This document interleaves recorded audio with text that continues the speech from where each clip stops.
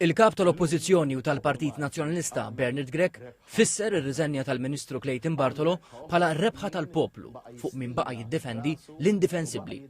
F'messaġġ imxandar fuq l-istazzjon tal-Partit Nazzjonalista, Dr. Grech qal li l-Prim Ministru Robert Abela mara xejn ħażin li żewġ ministri ħolqu mpik fantażma għas-sieħba imbagħad Mart Bartolo. Żied jgħid li l-Partit Nazzjonalista għamel pressjoni u saħansitra ħareġ in-nies fit-toroq biex iż-żewġ ministri jirriżenjaw u jroddu 70,000 euro l-insterqu minn flus il-poplu.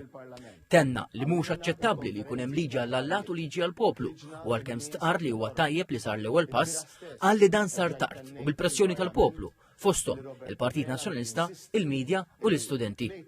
F'dan il-kuntest sostna li issa jmiss li jirreżenja mill-kariga il-Ministru Għawdex Clint Camilleri għaliex argumenta li r-rapport tal-Kummissarju għall-Istandards fil-ħajja pubblika sab ksur ta' etika fil-konfronti għaw ukoll. Dwar dan il-Kap Nazzjonalista rrimarka li kien Camilleri li tal-impjeg fantażma lil Mart Bartolo. Għal daqstant qal li l-Partit Nazzjonalista se jkompli insisti għal din ir-reżenja u mhux ser jagħti wisq ċans.